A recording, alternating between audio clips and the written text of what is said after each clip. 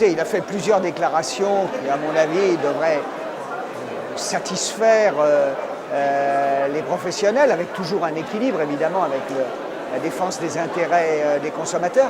Pour ce qui nous concerne, pour ce qui concerne le CNTJ, je crois qu'il a été très clair sur le rôle qu'il lui assigne, c'est-à-dire celui d'une agence de régulation de la profession qui permet aux professionnels, dès lors qu'ils seront mis d'accord avec leurs partenaires que sont les consommateurs et que l'État aura repris leurs propositions, de prendre en main le fonctionnement et les progrès de la profession.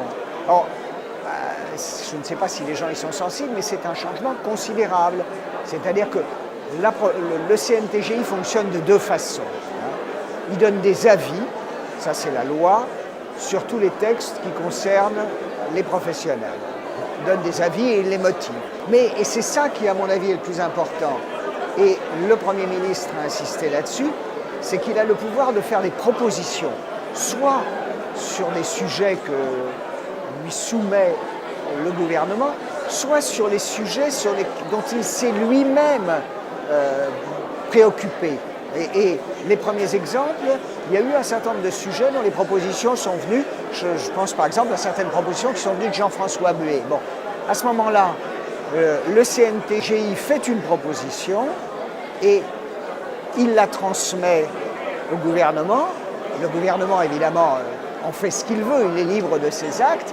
Et après, cette proposition revient sous forme de textes qui sont soumis au CNTGI.